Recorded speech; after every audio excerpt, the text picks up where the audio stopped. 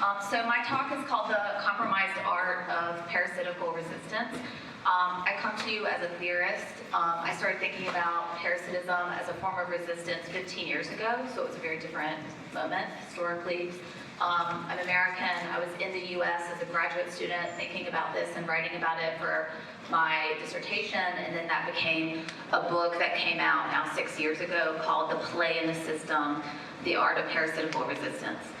So I'm going to reflect on, I'm going to give you a kind of overview of the argument rather than assuming familiarity with it.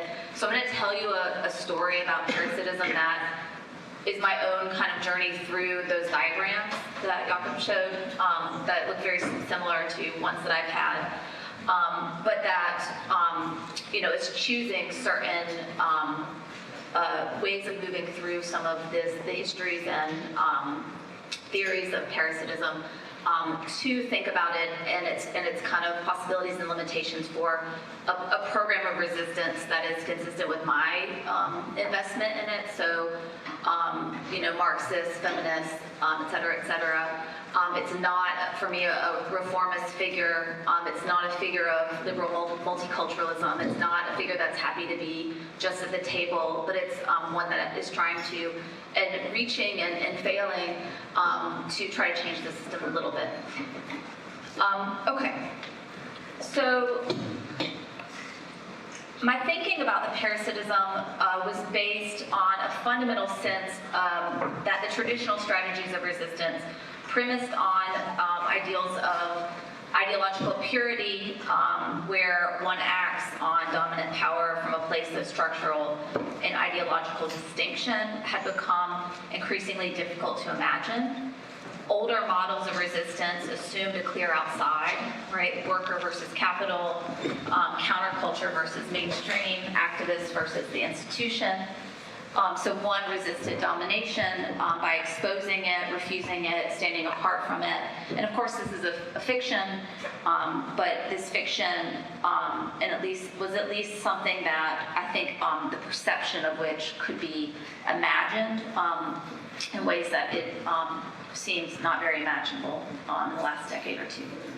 So, yet strategies of leftist artistic resistance have proven easily co-opted and commodified in our 21st century landscape, as I doubt those in this room need much convincing of.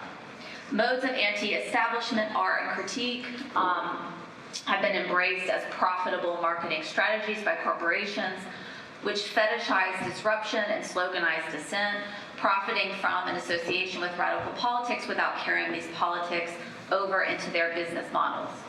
And with rapid developments in market logics, financialization, social media, and AI, and other digital control protocols, this dynamic has only intensified. Once reliable strategies of opposition associated with late 20th century avant-garde art and politics increasingly appear not just ineffective, but counterproductive at times, feeding the very systems that they seek to disrupt. So I'm going to give you a kind of sense of this landscape, and you'll have to forgive me. It's very American, and it's very Americentric, and it's very, basic. My examples are very basic. We don't need to kind of look very far, but to see examples like the art world example of, that was my book, of Banksy's spectacular 2018 act of self-vandalism, where the street artist activated a mechanism that shredded one of his paintings a moment after it had been purchased at Sotheby's for a record price. The auto-destruction only increased the work's commercial value, ironically delighting the very art critics and connoisseurs that the piece lampooned. The co-option of artistic resistance efforts by rarefied art institutions like this is what critic Isabelle Bra has called subversion for hire. Art historian Mi-Wan Kwan writes, activists, quote, become extensions of the museum's, or in this case, auction house's own self-promotional apparatus, while the artist becomes a commodity with a special purchase on criticality, end quote. So this problem characterized cultural production in recent decades as works marketed as critiques of commodification have often been treated as premium assets, precisely because they embody that critique. The contradiction becomes the product. And then here's another basic example. The Barbie film marketing juggernaut that happened just a few years back captures this. Widely celebrated as a feminist cultural event, it simultaneously functioned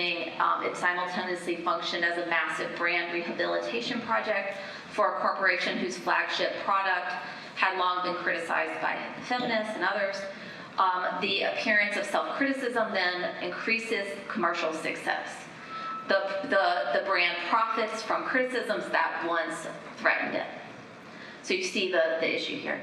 Brands sell protest as contentless, trendy, and fun. Here's another basic example. This infamous late 2010s Pepsi ad starred Kendall Jenner, was widely condemned and ultimately pulled for trivializing the Arab Spring and Black Lives Matter protest.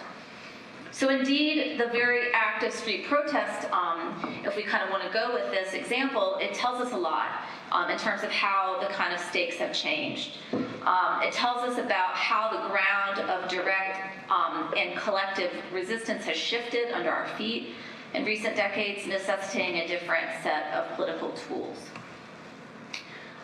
So in the 2010s, live streaming, citizen journalism, and real-time posting in the wake of the movements of the Arab Spring, Black Lives Matter, and others across the world were heralded as radical political technologies, and indeed they may still be in certain circumstances, but there's little doubt that over the last, over the course of that decade, in the 2010s, this sense of possibility waned. With the booming business of social media mining and surveillance greatly facilitating the tracking of protest activity. So what I'm pointing here is this way in which, with resistance, in the case of protests, the very act of resisting, of protesting, becomes the ground for its foreclosure, for it to be shut down within a certain milieu in which it becomes trackable. So, it's when we can see that, the live posting of protests, even as it is kind of enabling the scaling up of protests, also is delivering information, crowd locations, movement routes, leadership identification, tactical information, and it's doing that by facilitating law enforcement, military, and intelligence strategies. And so, one way in which this is working is through the way in which law enforcement, military, and intelligence has been using, really began in that period to employ software like data miner or Geophedia to predict and shut down mass protests in real time.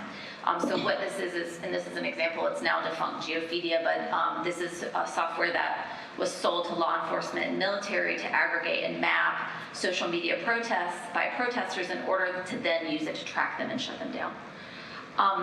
More recently, though, the rise of AI-assisted narrative management might be more where our eye goes to think about these problems of the kind of co-optation of resistance, and the way that it has kind of moved us from the question of where are protesters gathering to how is protest being interpreted, or how are events being interpreted in a mode that is less responsive than anticipatory, which is really frightening. So here I'm thinking about how governments, political campaigns, PR firms, and private actors increasingly monitor online discourse in real time to identify emerging narratives, influential accounts, sentiment shifts, viral content, and even contagion studies showing the way in which these things are being seeded by kind of bad actors' sentiment is. So in this new technological moment, or not very new, but the focus moves from physically dispersing protests to shaping public perception in the first place.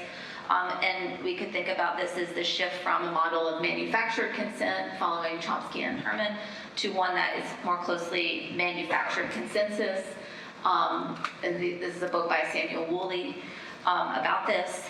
So discourse control through information hypersaturation, where powerful actors, so political parties, governments, corporations can flood the discussion space and shape it, and sow confusion about events and so on.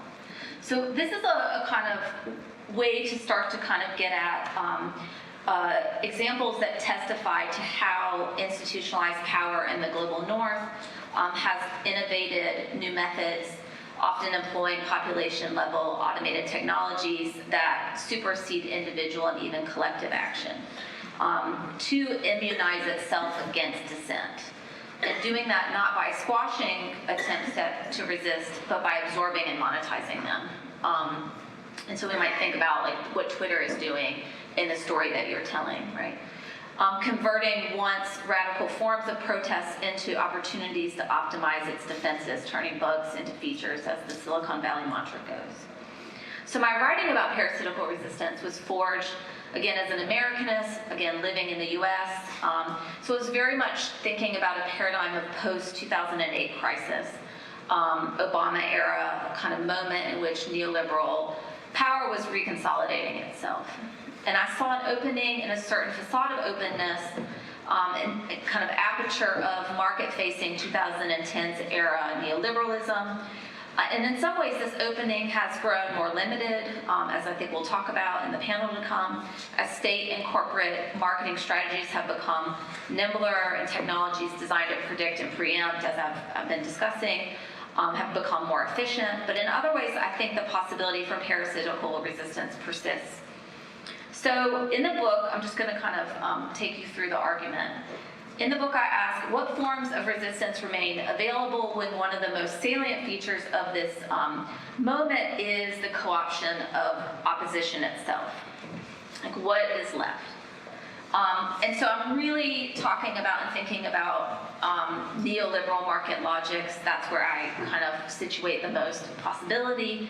And thinking about how neoliberal market logics gain ground not so much by imposing constraints, but by enticing citizens and users to buy in, to participate. So they want to seem open, they want to seem welcoming, Amazon smile, right? So yeah, I have thoughts about the kind of happiness, positivity stuff, but I'll save that.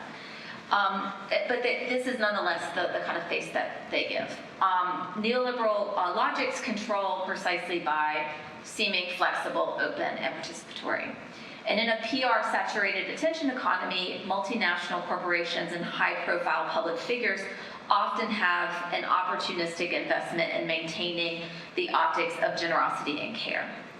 And I think that this is still there very much. Commentators have used the term social runway. Has anyone heard this phrase, social runway? They've used this phrase to describe a period during which the founding, in the kind of the early period of founding or seed stage of a kind of company, venture capital often, where it's that period where signaling and investment, like giving a shit about the world, like corporate responsibility, kind of needs to happen for them to get off the ground before they can then shed that facade after they become profitable. So this investment in appearing generous and caring, which is so crucial to the potential of parasitical resistance, as I understand it, has of course evolved with the ascendance of far-right authoritarianism. And so for me, like where I am thinking is very much about Trump. Just within my own kind of formation around these thoughts. So a far right that exerts power precisely not by showing care or, feigning to be hospitable, but precisely by eliminating the kind of raw power of showing that you don't care about doing that and you don't need to do that or you don't believe you need to do that. So eliminating a pretense of generosity and care. It does not pretend to be hospitable to most, and the costs of detection for those who would seek to resist it are undoubtedly higher. So in the moment I was writing this book, I think we could say on the one hand, the form of executive power in the US situation had a more hospitable, nicer face with Obama. Nonetheless, Obama is, massively, engaged in deplorable immigration and surveillance and other practices, but the face was there. Nevertheless, even still today, I understand this neoliberalized soft power, and I think that this is represented in this image, this kind of soft power that is what wants to seem nice, wants to seem open, Amazon, etc. We might think of it as the one side of the same coin of the kind of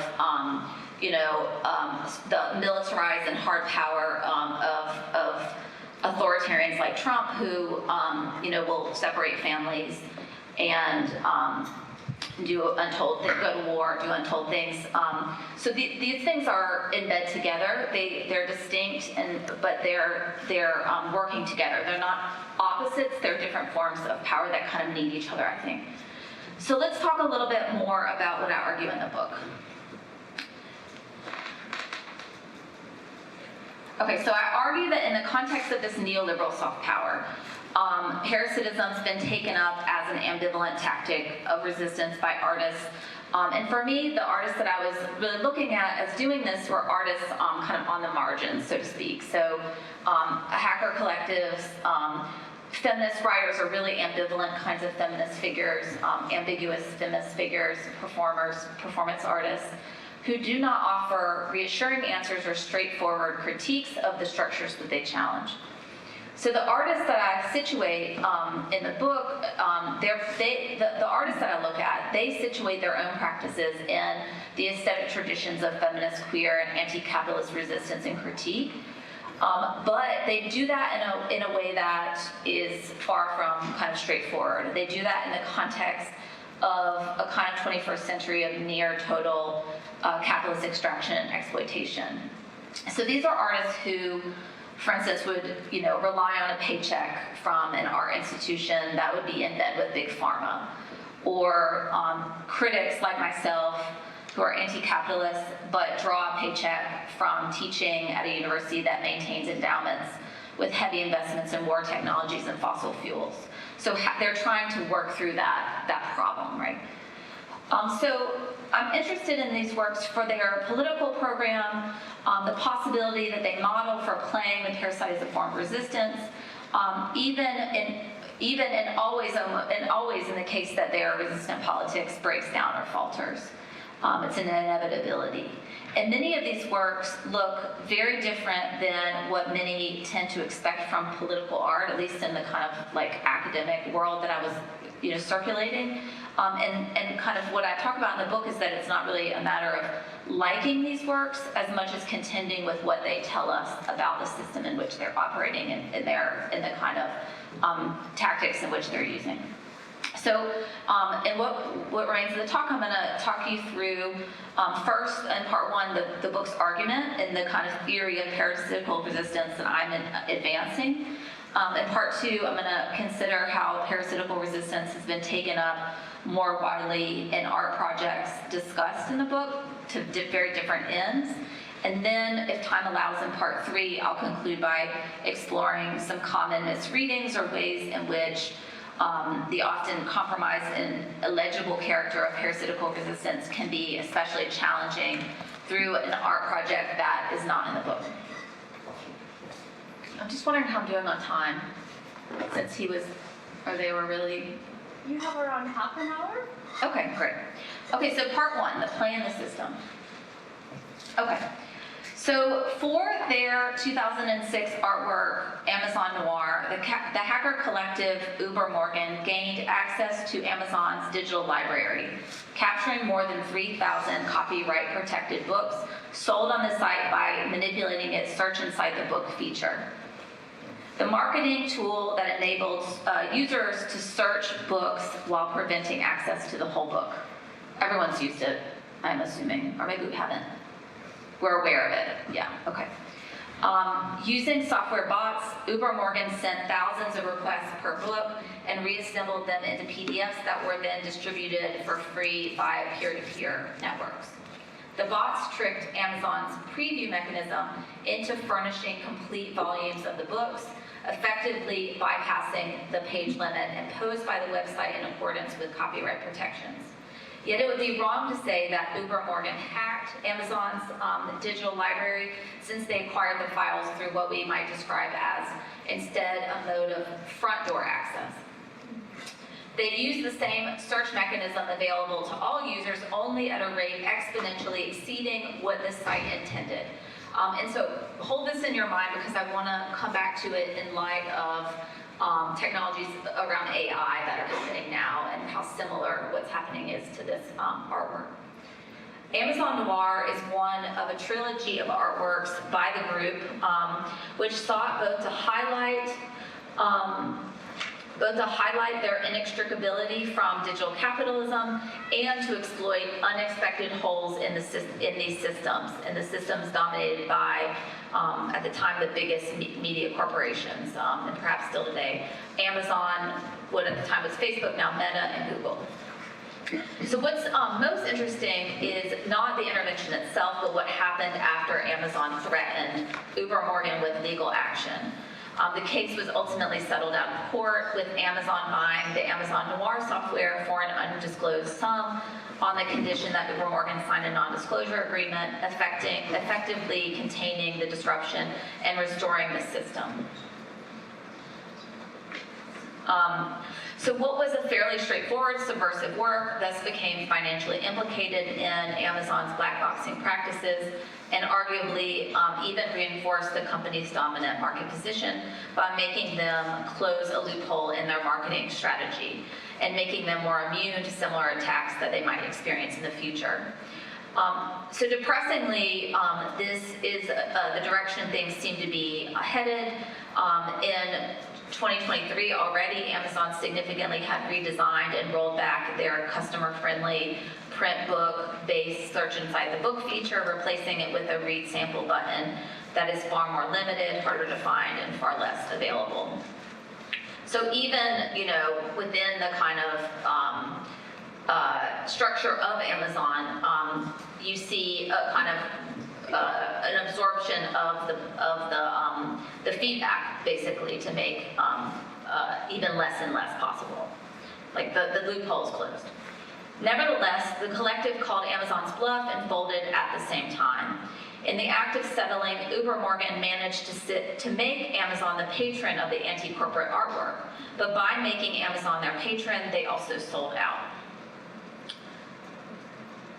So yet, even by giving in, Uber Morgan tells us something about how the corporation operates, right? This is the kind of work of the parasite here.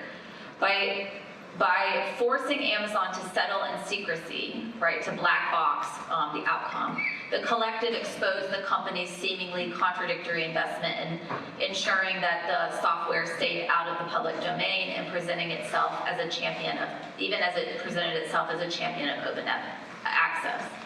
By holding Amazon hostage to its own purported openness, Uber Morgan showed how the company surreptitiously secured its status as a monopoly by privatizing openness. So in the book, I argue that the ambivalence of Amazon Noir, which simultaneously rejects and reinforces Amazon's monopolization of information, is exemplary of parasitical resistance, a tactics of complicity that effect subversion within the dominant relation. The artwork makes apparent how powerful entities like Amazon posture as generous, free preview, and they do this less and less, but to secure their dominance, but only for a while, right? Don't be evil until you've become so monopolistic that you can get rid of the don't be evil. But it also shows that this posturing affords a narrow opening for resistance. And this is what I call the play in the system. So for me, the play in the system is the built-in tolerance that a system requires for its operation. And I'm going to come back to this by talking about the loophole and the kind of etymology of the loophole, or the kind of history of the loophole, which might be manipulated to alter the system's functions and open up unforeseen spaces of redistribution and critique. So the term parasitism, as we've said, calls to mind insects, bacteria, viral agents. But here, parasitism captures the inescapability of dominance, of being trapped in a system one cannot resist frontally. Parasitism describes a relation whereby an organism depends on a host for its continued survival. There is no outside to the parasite's relationship to the host, so if the parasite kills the host, it goes down with it. An enduring concern of feminist queer, color, and subaltern critique, the problem of structural dependency is made newly urgent by a seemingly inexorable and hyper-networked neoliberal present, wherein subjects find themselves reliant on systems whose conditions they have little ability to negotiate. So the question is, how do you make complicity subversive, right? Can you?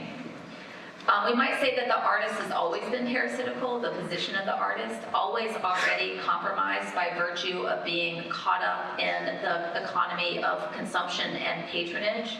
And that's where, the kind of ancient history is helpful too. You see, like in Anne Carson's Economy of the Unlost, the role of the poet, right, who's essentially the parasite.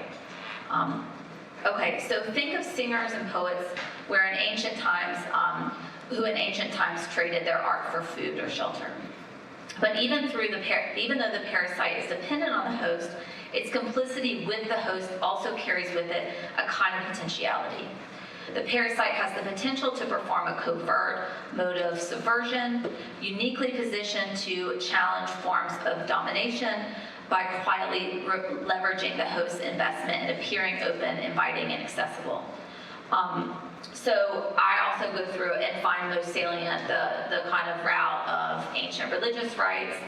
So just to kind of rehearse it again, the parasite goes back to this idea of the ancient religious rite, where the parasite's a kind of Trojan horse, right? It's a kind of figure that long before it came to be used in biology, it described a performance of complicity, a flatterer, a mode of social passing whereby a figure of lower birth gains access to the table of the host in return for stimulating affection and deference. So you kind of kiss the ring, but you also get to eat and you get to be treated, you're part of this kind of performance of equality that is under the banner of hospitality, right? And you can do certain things with that facade playing out. Okay, so I think you're pretty familiar with that. I'm not going to take you through that in much depth. But so yeah, what's really interesting is how these rites of sharing, of exchanging food at the table, forge an alliance of reciprocity between individuals that are not the same and that don't in fact see themselves as the same from different social strata, and yield benefits to both, right? Because it benefits the host to have you there, if you're the parasite, for various reasons, and it benefits the parasite to be able to take. Okay, so the parasite then is thus a less powerful actor who nonetheless also is able to leverage the access that it has to wealth and power. So it's invited in, it's allowed to stay, it's not immediately perceived as a threat, and in return it flatters the host and it eats well. So it's this momentary theater of social equality and reciprocity between the parasite and host that informs French philosopher Michel Serres, who we heard about earlier, influential characterization of the parasite as a duplicitous guest. Has anybody tried to read that book? Yeah. It's a wild ride, right? Yeah. He's brilliant and I recommend it, but it's definitely a wild ride. The parasite does not radically or frontally change the system, and this is where Sarah gets down to business and really explains to us how the parasite might change a system, like work on the level of the system, and he's using information theory, but this is the kind of nugget that I found most helpful. He writes that the parasite doesn't radically or frontally change the system that sustains it, but nonetheless it introduces what he calls a minimal or differential form of interference into that system. And so he explains it as a kind of smuggling in of difference under the guise of being the same. So the parasite seems to be the same as its host, but in that kind of procedure, it brings in that difference. So Sarah explains that by secreting a tissue identical to the host, the biological parasite neutralizes the host system's standard mechanisms for rejecting it. Rejecting a potential threat imposed by a foreign body, So by making the host think that it is cut from the same cloth, then incrementally revealing itself, this is one model, the parasite stuns the host's usual defenses. And by the time the host kind of comes to and knows that it's been hijacked, it's kind of too late.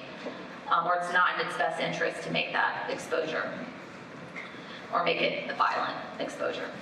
So the parasite advanced here then is imbued with a capacity for subliminal descent, a form of alterity, able to swim in hostile waters, if only temporarily. But significantly for me, all parasites are not created equal. So identity, this is impossible to read, right? Okay. I'll explain to you. This is from the book, which is also available open access. But I'll explain to you kind of the highlights here. But identity is one kind of element that's really, really important to think through in terms of which parasitical agents are afforded hospitality from the host, which ones are barely allowed to stick around, more tolerated than welcomed or hosted, and then which ones are subject to violent expulsion. Basically, the way that I have thought about this and the way that Sarah's thought about it is that we can think about there was being a threshold of detection, and once detected, for the parasite to not be subject to a violent expulsion from the host system, it would need to fall within a threshold of either a tolerance, again that's that version where you're allowed to stay but you're not welcome. That's where the parasite's detected but not so much, and not seen, and it's such a minor threat that it doesn't really it's not really worth the energy of the host to expel it, so it's just like, all right, you can stick around, but I don't have to like you and I don't have to welcome you. So it's barely accommodated. And for me, the kind of representative figures of that would be so again, it's this kind of, for me, it's this very like heteropatriarchal home model, right? Where you have this kind of model in which the non-intimate dependents are kind of allowed to be within the threshold of tolerance. So servants, foreigners, known to the host, but those of us lower social order. Now, the sweet spot, the space of privilege that offers a kind of threshold for not just surviving within the host system, but acting on it and getting away with it, is the threshold of care. And that is where the parasite's not only, its difference, I wouldn't say the parasite's detected, I mean, I say that here, but its difference is perceptible, and it's seen as potentially, and its difference is recognized, but for whatever reason, the parasite is seen as propping up the host's self-image as compassionate and caring. Basically, it's reflecting back to the host what it likes to believe about itself. Like, you're such a good guy, or you're such a great boss, or you're so generous, or you're such a good lover, like whatever. So calculus there would be that it's like kind of like very much about social keeping up of appearances, and it's constructed as the insider guest. So this is the parasite that gets to be the guest. It gets to eat at the table, it gets to stick around, it gets to even sit beside the host perhaps. So for me, this is where like the gender politics of this is like, it's like high femme performances often, it's like, it's the representative figures would be like the intimates of the host, it would be dependents on the host, like the women and the children and the friends, and those of the same social order, or at least who seem to be. Does this make sense? Okay. So, I don't know, that's just a close-up of the threshold of care that I'm kind of identifying. Like who it is that gets to at least have the optics of receiving care. And so this is super racialized, it's super sexualized, it's super gendered. And obviously we're not always going to be talking about identity-based kinds of examples, but this is kind of key to the kind of coordinates of who can stay and who can't, and the kind of histories around the anti-Semitic parasite, the racialized parasite, and I'm really drawing here on particularly like Black and trans scholars who thought a lot about passing. Okay, cool.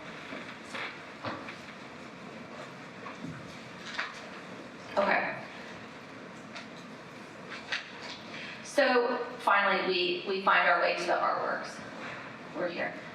So in the book, I link the strategy to artworks that attempt to exploit various loopholes in order to redistribute resources.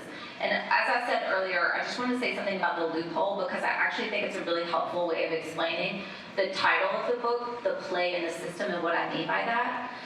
So the loophole, does anybody know that the loophole, I don't know if it originally, but it long ago referred to this weird window in medieval castles? Does anybody know that? It was called a murdering window. Yes. Yeah? Somebody knew? Yep.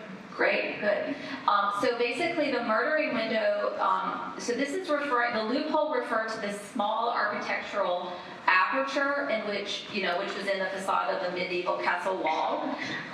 And it's called a murdering window because it's this tiny gap in the wall of the castle that allowed for those in the castle to defend themselves without being extremely exposed. So it's this tiny little structuring gap in the system's facade, and it's one that is kind of necessary for it to work, right? So I'm really kind of interested in the loophole as showing us a little bit about the way that systems work because they need their cracks to work. They need a kind of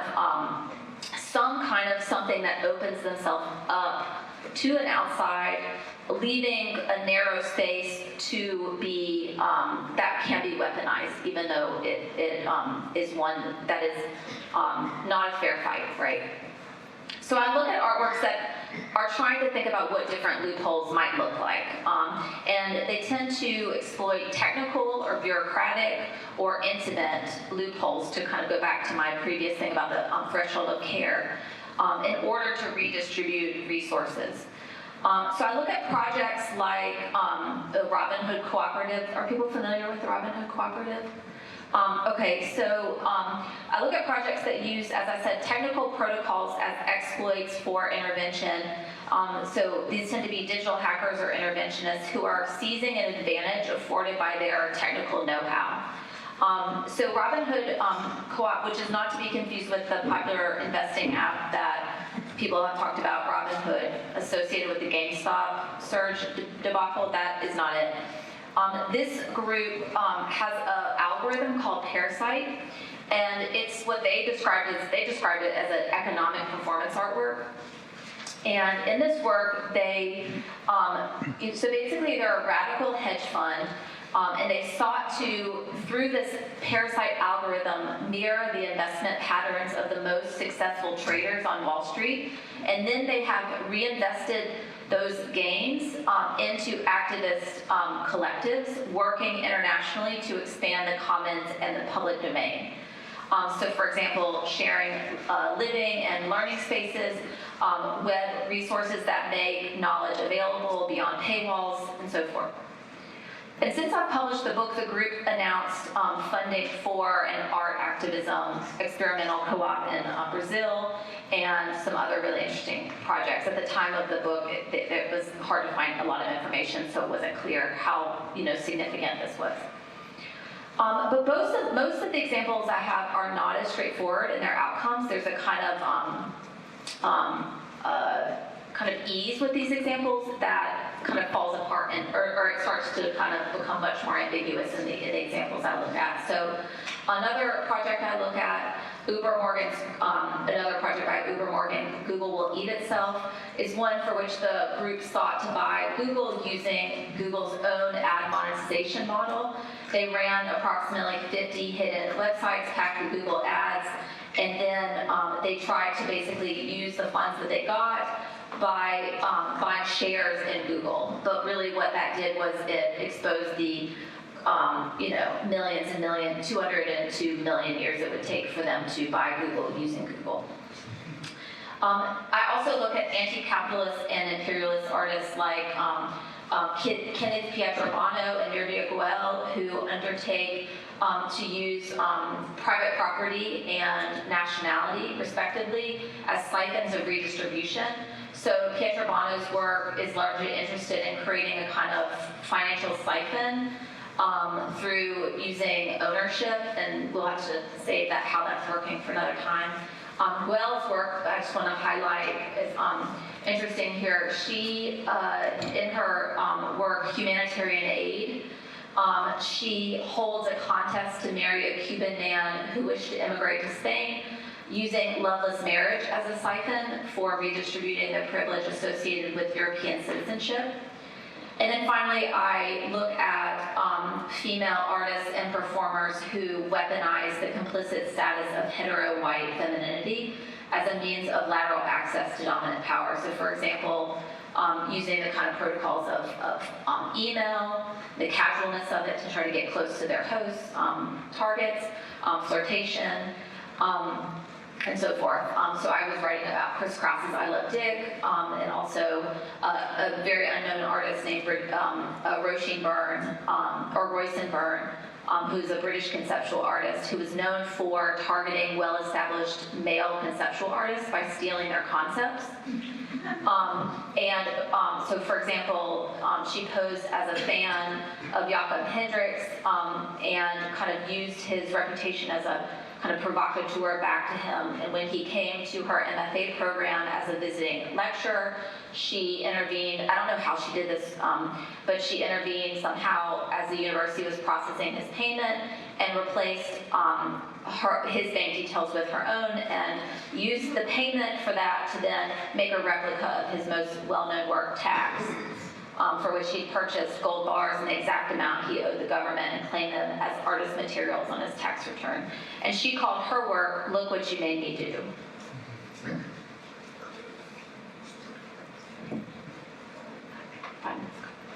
So these works proceed from a more kind of palatable set of examples, right, where it's really clear who, Goliath is and who David is, to more challenging and more ambiguous examples, right? So where the relatively feel-good conceptualism of Amazon noir that I started with, can look a bit like a Robin Hood story with hackers robbing from the powerful and redistributing the spoils. It can be harder to see artworks like Look What You Made Me Do as enacting resistance when they use the very same parasitical tactics against single individuals. So like I Love Dick, if people are familiar with that book, that kind of cult book, it targets a single person, a real person, and so forth. So the book is really kind of thinking about the ethics of the parasite and the kind of politics of it, and what happens when it's system level versus individual, and so on. And it's really kind of, reflecting on my own position as a critic in relationship to these riskier kind of tactics of parasitism. So often, it was the case that I wanted an artist to have a kind of good parasitical politics, but it would start to use the kind of parasitical mechanisms in ways that I kind of couldn't hold on to, or would change over time and would exceed my grasp. Okay, so I was going to talk about, for reasons I don't even understand myself, so part 3, the invisible virus. I was going to talk to you about an artwork by Mel Chen that I discovered later after the book came out that was basically Mel Chen using the 90s TV show Melrose Place as a kind of parasitical host. As a host. Are people familiar with this work? Okay, so it's more like a go and check it out if you're interested. So basically what happened was viewers watched this wildly popular 90s show that I didn't really watch, but was very popular, without realizing that there was a quilt that had the abortion pill, the kind of chemical formula of the abortion pill in it, or a kind of Chinese takeout that was, let me find that page, was